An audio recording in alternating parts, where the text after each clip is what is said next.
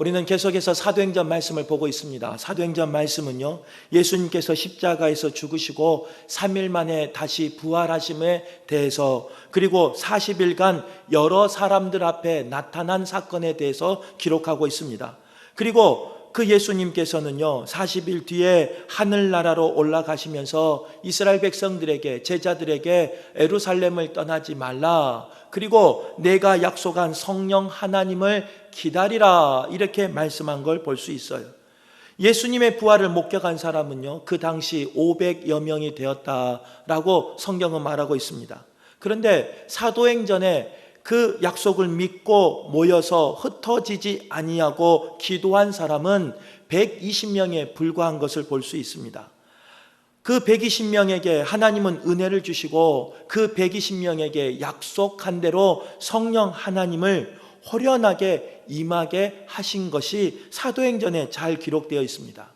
우리가 지난주까지 말씀을 나눈 걸 보면요, 그 성령 하나님을 받은 120명의 문도는 두 부류였습니다. 제자들과 성도들이었다는 거예요.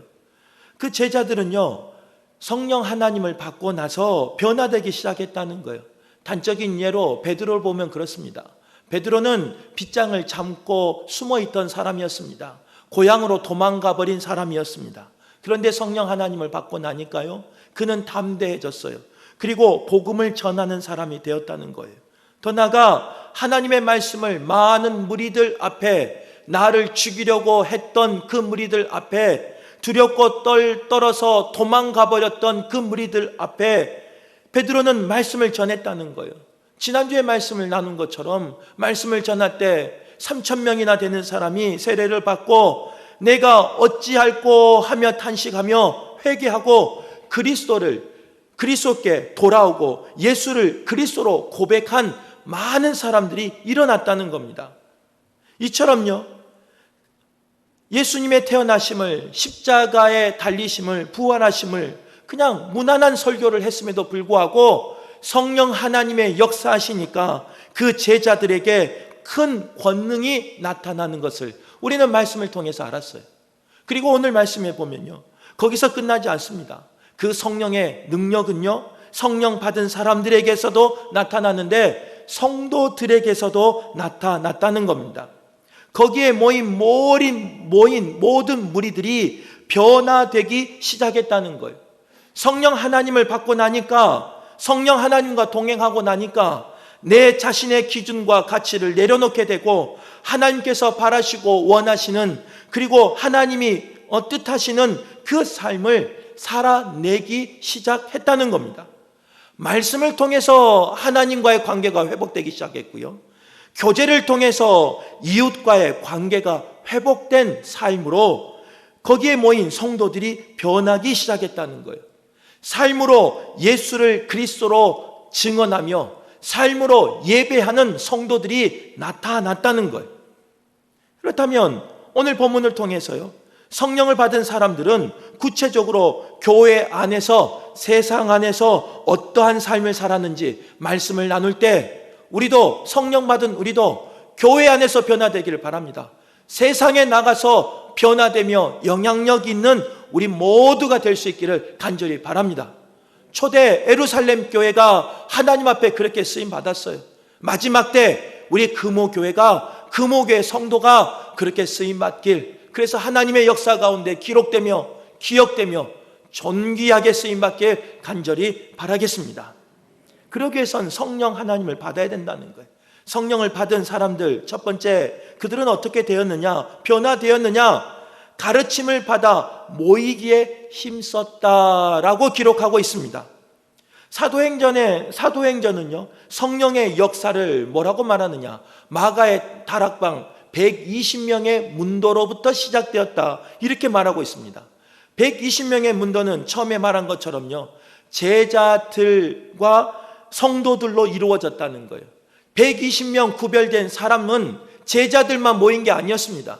제자들과 관계에 있는, 친인척 관계에 있는 사람들만 모이지 않았다는 거예요.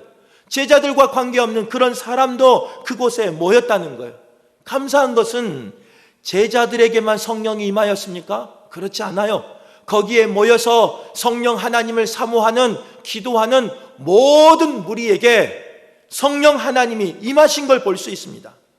그런데 여기서 중요한 사건이 있어요.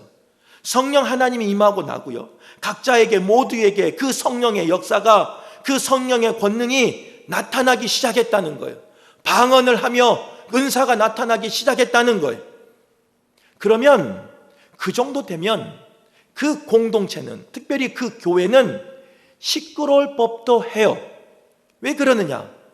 많은 사람이 은사를 받았어요. 많은 사람이 방언을 해요. 많은 사람이 기도를 해요. 많은 사람이 성령의 역사를, 체험을 지금 이 순간 경험했다는 거예요. 그럼 한번 생각해 보세요. 어떤 일이 일어나겠는가? 연약한 사람들이 모인 그 공동체는요, 교회라고 할지라도, 성령이 임하였을지라도 온전치 않아요. 그러다 보니까요, 때로는 여러 가지 잘못된 현상들이 나타날 수 있다는 거예요. 그 중에 하나가 뭐냐? 아마 자랑이 있었을 겁니다. 특별한 은사를 받은 것을, 특별한 경험을 한 것을, 성령의 임재를 자랑했을 겁니다. 야, 나는 받았는데, 나는 이렇게 임했는데, 나는 여기서 왔는데, 나는 이러더라 하면서 그 자랑거리가 있었을 거예요. 성령 하나님을 받고 성령 하나님과 임재하는 것을 자랑하는 것이 잘못입니까? 그렇지 않습니다. 하나님에게 은사를 받고 하나님에게 능력을 받고 권능을 받는 것은 당연히 자랑할 자랑거리예요. 여기까지 문제가 되지 않아요. 그런데 그 자랑의 도가 넘어서 이제는 나와 너를 비교하면서, 너는 그거밖에 받지 못했냐? 너는 그거밖에 경험하지 못했냐? 너는 그거밖에 기도하지 못하느냐? 하면서 나와 너를 비교하는 것부터 이제 잘못이 시작됐다는 거예요. 거기서 끝나지 않습니다. 직분이 있으면서도 그거밖에 못했어요. 목회자이면서 그거밖에 못했어요. 제자라고 하면서 그거밖에 못했어요. 신앙의 연조가 몇 대라고 되면서 그 성령님의 은사가 그거밖에 없어요. 나는 이런데, 나는 이런데 그거밖에 안 돼요. 이런 말들이 오고 갈 수 있다는 거예요.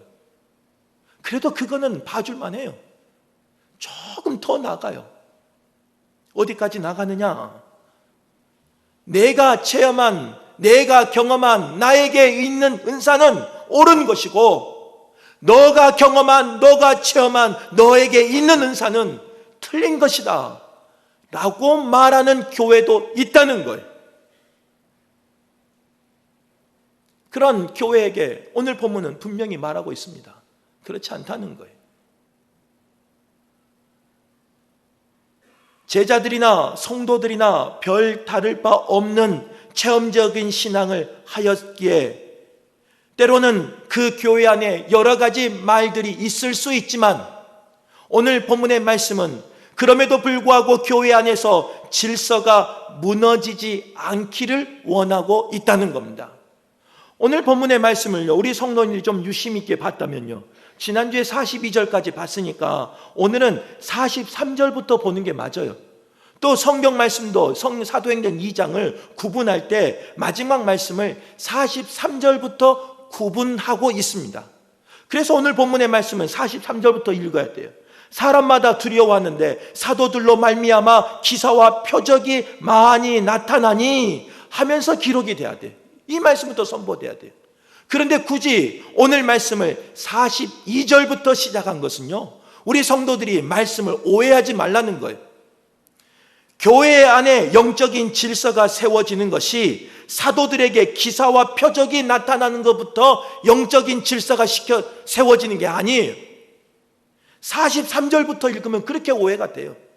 기사와 표적이 나타나는 사도가 있었기에, 제자가 있었기에, 목회자가 있었기에 그 영적인 권위에 순종하는 것처럼 그렇게 보인다는 거예요. 그러나 말씀은 그렇게 말하고 있지 않습니다. 그 위에 오늘 읽었던 42절 말씀을 우리가 읽었지만요, 다시 한번 읽어보도록 하겠습니다. 시작.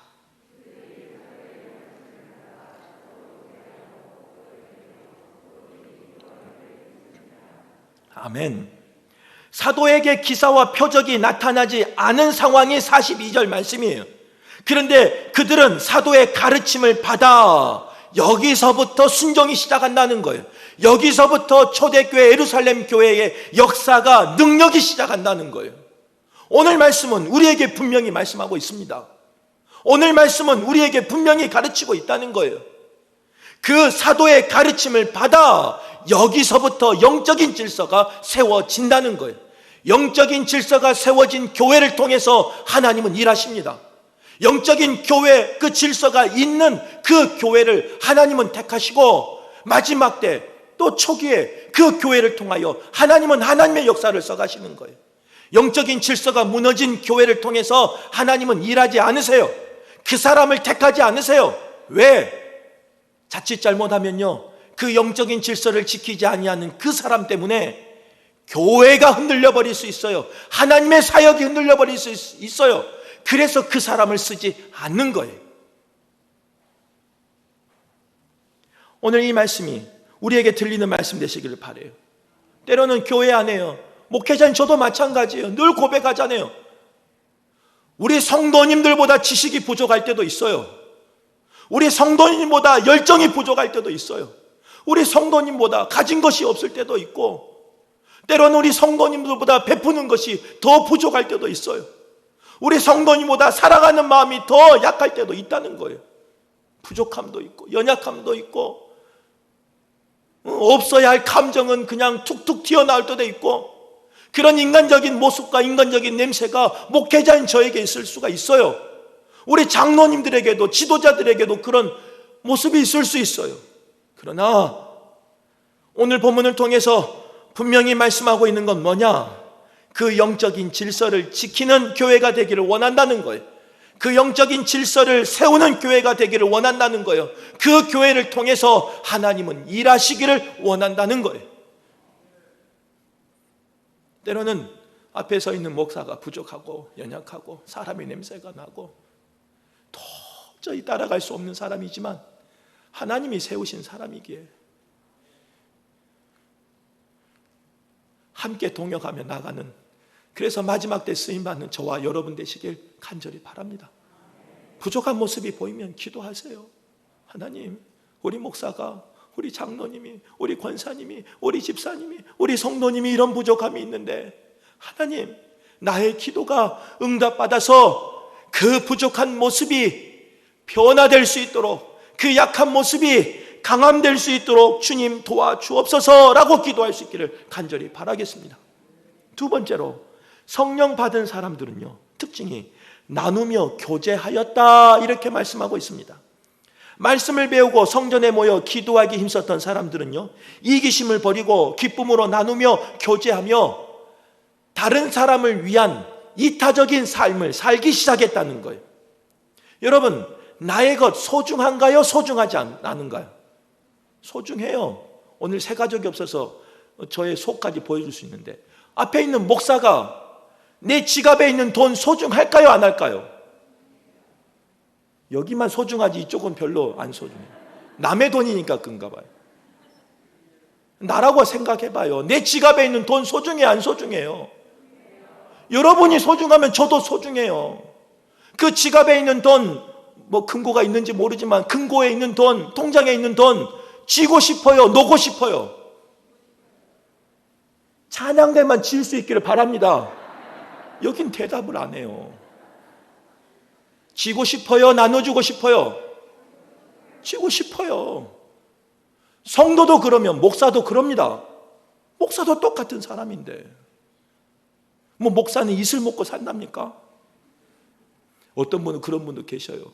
화장실도 안 가신다고 생각. 죽어요, 그 사람. 아니, 그 목사 죽어요, 화장실도 안 가면. 그런데 쥐고 싶은 것, 나누기 어려운 것, 오늘 초대 예루살렘 교회는 나눴다고요. 한 번이 아니고 반복적으로 나눴다고요. 어떻게 그게 가능했을까? 그 첫 번째, 초대 예루살렘 교회는요, 종말론적인 신앙을 가지고 있었습니다. 잘 들으세요. 또 자칫 잘못하면, 야, 우리 목사님 종말론 이야기하네, 이단이네.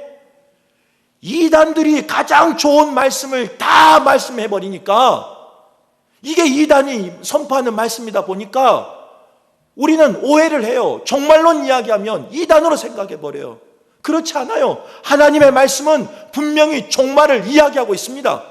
하나님의 말씀은 분명히 마지막 때를 이야기하고 있다는 거예요.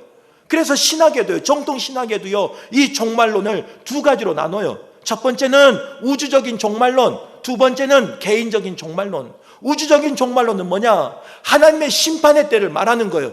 지금 이곳에서 일어나지만 저곳에서 일어나고 저 민족 가운데서도 동시다발적으로 일어나는 하나님의 심판의 종말, 그게 우주적인 종말론이에요. 언젠가는 분명히 그날이 옵니다. 그래서 하나님 앞에 모든 사람이 심판대 앞에 설 그날이 온다는 거예요. 개인적인 종말은 뭐냐? 저 사람에겐 임하지 않아요. 여기도 임하지 않아요. 나에게만 임하는 거예요. 여러 가지 이유 때문에, 건강의 문제 때문에, 아니면 연수, 나이의 문제 때문에, 아니면 여러 가지 이유 때문에 나에게 임하는 종말이 있다는 거예요. 신학적인 이야기를 하자는 게 아니에요. 누구에게나 이런 종말이 있다는 거예요. 그런 마지막 때가 있다는 거예요. 그 마지막 때를 알고 있는 사람은 쉬는 것이 아니라 놀 수 있어요. 움켜잡는 것이 아니라 놓을 수 있어요. 초대교회 성도들이 그랬다는 거예요. 요즘 계속 지금 연초부터 지금까지 목소리가 좋아졌다 나빠졌다 그래요. 금요일 날 되면 이런 고민이 생깁니다. 금요 기도회 할 때 주일 예배를 위해서 목소리를 좀 아껴야 되는데, 특히 이거 녹음이 되겠죠? 잘 몰라요. 3부 예배가 제가 드리는 주일 마지막 예배잖아요. 3부 예배 성도들을 위해서 좋은 목소리를, 저 스스로는 좋다고 생각해요. 좋은 목소리를 아껴야 되는데 하는 생각을 언제 하느냐? 금요 기도에 하는 거예요. 그런데 막상 말씀을 전하고 이 단에 올라오면서 생각드는 마음은 어떤 마음이냐?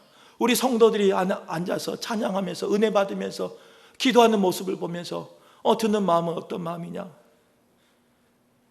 바로 이런 종말론적인 신앙의 마음이 저에게 있는 거예요. 물론 하나님이 내일을 주시고 내년을 주시고 앞으로의 삶을 주실 거라고 믿어요. 그래서 내일도 신방을 잡고 모레도 신방을 잡고 다음 달도 신방을 잡아요.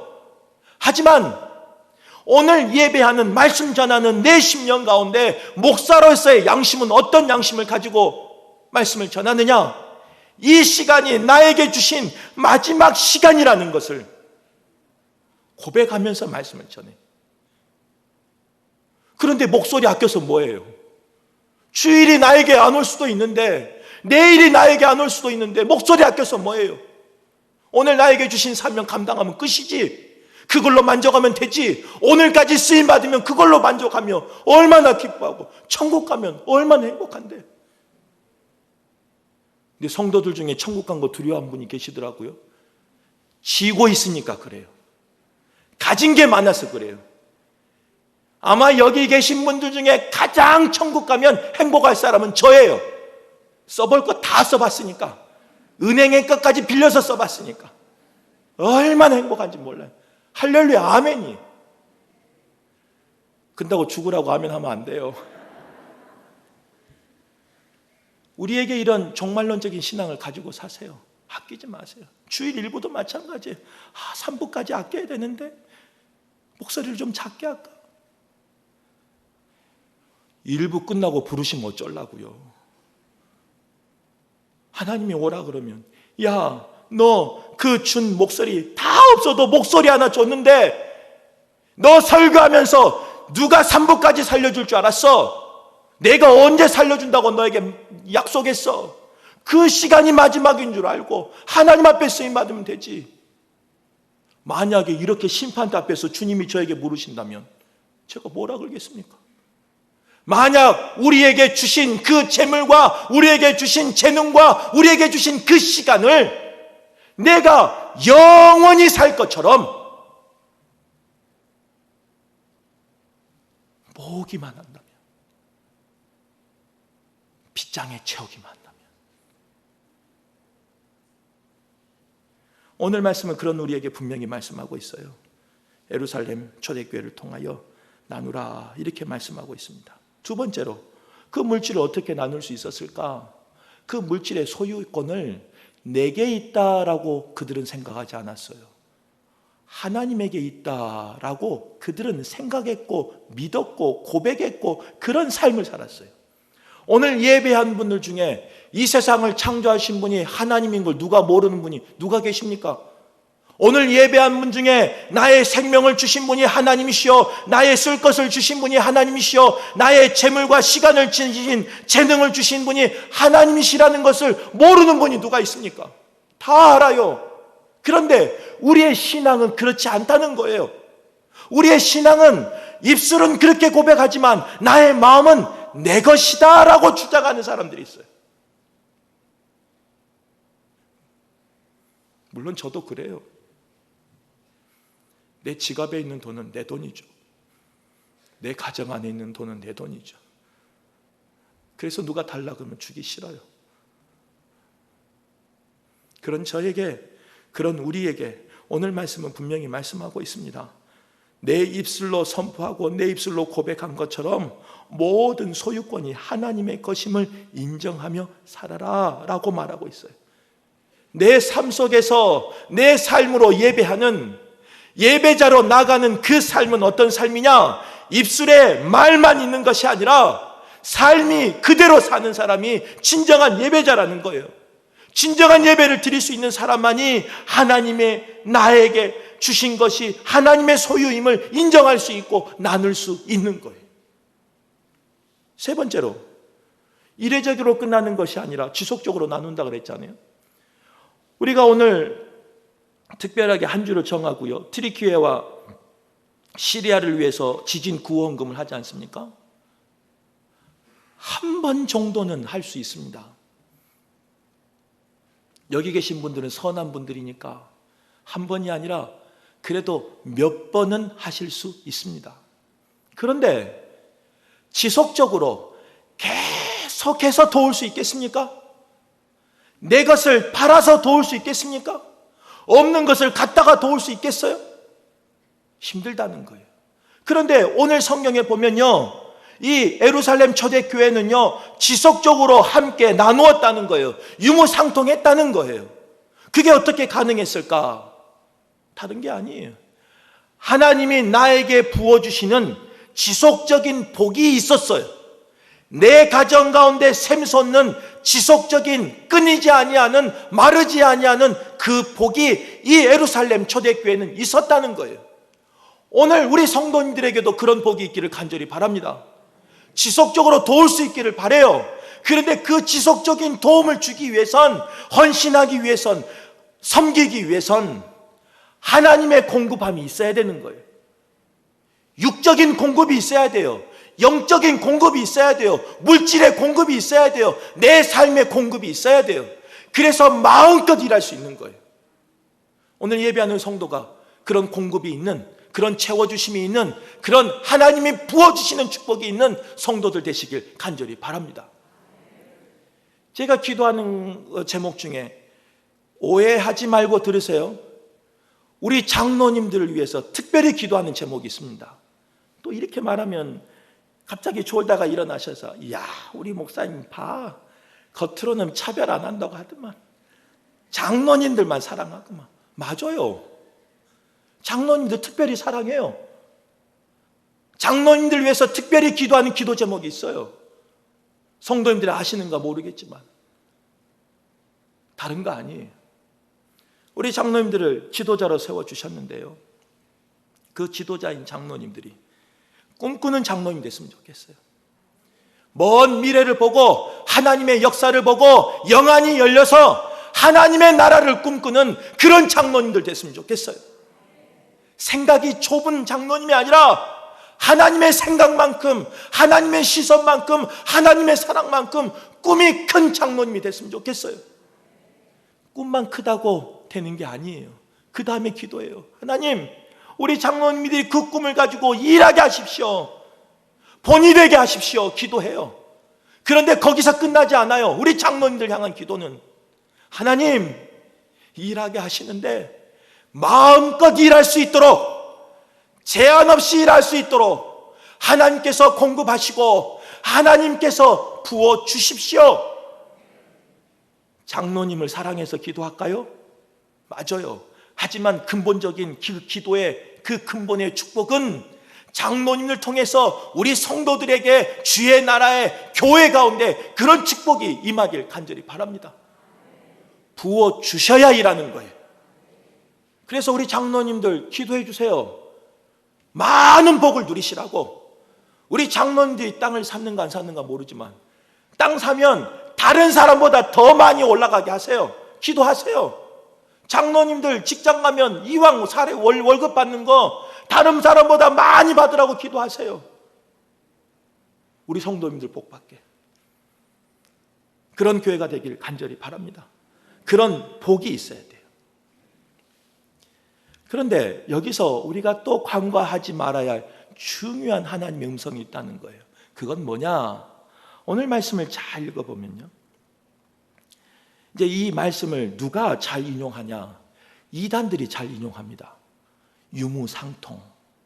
얼마나 좋은 거예요. 얼마나 은혜가 넘치는 말이에요. 얼마나 하나님의 능력이 그 교회 안에 일어나는 거예요. 우리 교회도 그런 교회가 되기를 원하는 마음으로 선포를 하는데, 이런 은혜의 자리에 어둠이 틈탄다는 거예요. 제가 질문 한번 해볼게요. 이웃 사랑하는 것이 하나님의 일일까요? 아닐까요? 오늘 찬양대만 참 잘하시는데 나눠서 해볼까요? 다시 대답하세요. 그래서 설교가 안 길어져요.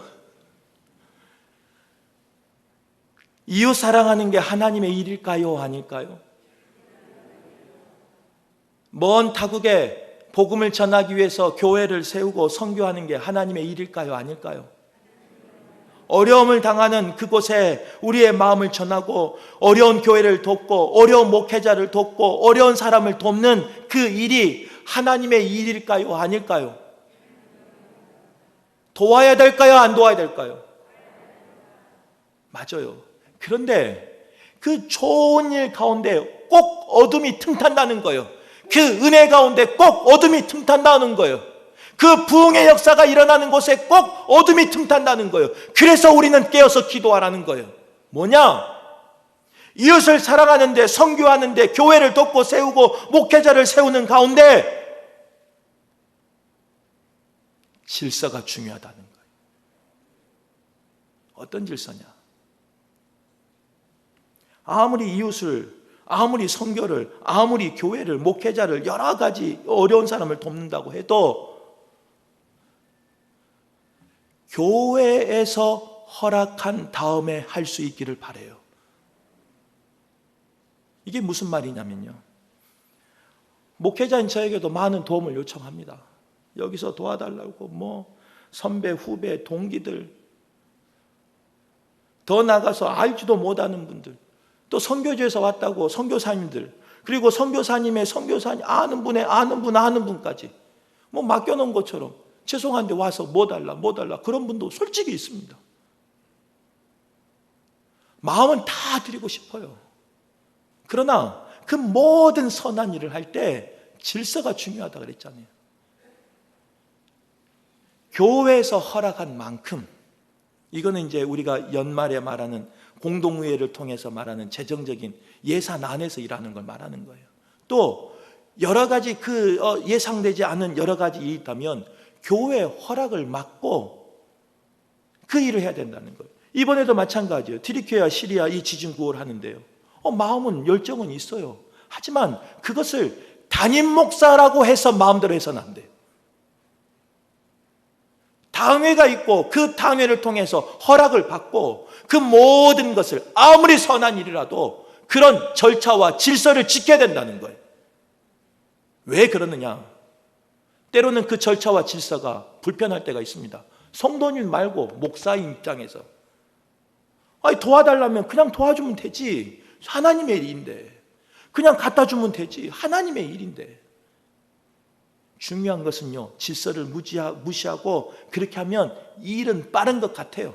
하지만 결국 처음은 그렇지 않지만 마지막에는 그것을 통해서 어둠이 틈타고, 그것을 통해서 목회자가 무너지고, 그것을 통해서 돕는 그 교회까지 무너져 버려요. 그것을 헌금하는 그 교회까지 무너져 버려요. 왜 그러느냐? 그게 영적인 질서라는 거예요. 아무리 좋은 일이라고 할지라도 영적인 질서를 지키지 아니한다면 결국은 다 무너지는 거예요. 꼭 기억하세요. 제가 만약에 오늘 설교가 끝나고요, 우리 성도님들에게 언제든 전화를 해요. 집사님, 권사님, 장로님, 개인적으로 이런 일이 있는데 좀 도와주셔야 되겠습니다. 만약 이 전화를 받는다면 예수님이 베드로에게 말한 것처럼 사탄아 물러가라 라고 할 수 있는 영적인 사람이 돼야 돼요.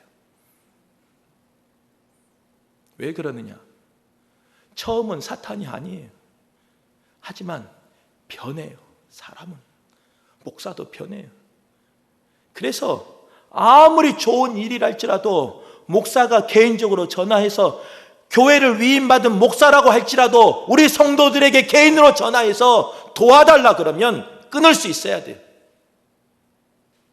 하나님은 그렇게 일하지 않습니다. 그런 도울 일이 있으면 하나님은 질서를 통해서 일하십니다. 그리고 그 질서를 통해서 일하는 것이 더딘 것처럼 보이지만 든든히 견고하게 서가는 겁니다. 우리 교회가 그런 교회 되기를 바라요. 혹시나 오늘 끝나고 이제 목사 말고 우리 성도들이 또 이럴 수 있어요. 야, 우리 목사님 목이 너무 아프다더라. 우리가 십시일반 돕자. 아까는 은혜가 있더만 또 왜 벌써 웃어요? 벌써 그런 일이 일어나고 있어요? 안 된다고요. 안 된다고요. 질서가 있는 거예요. 영적인 질서가 있는 거예요. 그거는 재직회나 당회를 통해서 말하세요. 장로님이 우리 목사님 약 사준다는데 누가 반대하겠습니까? 우리 성도가 재직들이 누가 반대하겠습니까? 그런데 그렇게 개인적으로 움직일 수 있다고요? 아니라고요. 꼭 기억할 수 있기를 바랍니다. 처음은 좋은 뜻이에요. 선한 뜻이에요. 그러나 그곳에서는 자기의 의가 나타나요. 자기의 자랑이 나타나요. 예수 그리스도는 다 빠져버려요. 그리고 남은 것은 어둠만 역사합니다. 그 어둠의 역사는 그 약을 먹은 목사도 죽고, 약을 준비한 그 사람도 죽고, 그것을 위해서 함께한 그 사람도 다 죽여버려요. 질서 안에서 일하는 우리 모두가 되시길 간절히 바라겠습니다. 결국 이 모든 것을 통해서요, 이제 세 번째로 성령 받은 사람은 어떻게 됐느냐? 온 백성에게 칭송받았다는 거예요. 나의 열정과 나의 모든 것 내려놓고 더디지만, 힘들지만, 어렵지만, 수고스럽지만 영적인 질서를 통해서 일하는 성령님의 그 은혜를 사모하는 그 사람을 통해서 자신만 복을 받는 것이 아니라 많은 사람들에게 칭송받기 시작했다는 거예요. 그래서 오늘 47절이 우리 교회가 되길 간절히 바랍니다. 그런 마음으로 우리가 말씀 한번 읽어볼게요. 시작. 하나님을 찬미하며 또 온 백성에게 칭송받으니 주께서 구원받는 사람을 날마다 더하게 하시니라. 이 교회가 우리 교회가 되기를 바라고, 이런 축복이 우리의 가정이 되기를 간절히 바라겠습니다. 그러기 위해선 성령 충만하시고 그 성령 받은 것으로 자랑하는 것이 아니라 영적인 질서를 지키며 영적인 질서에 순종하며 그 영적인 질서를 순응해가는 목사가 되기를 바라고 성도가 되길 간절히 바라겠습니다.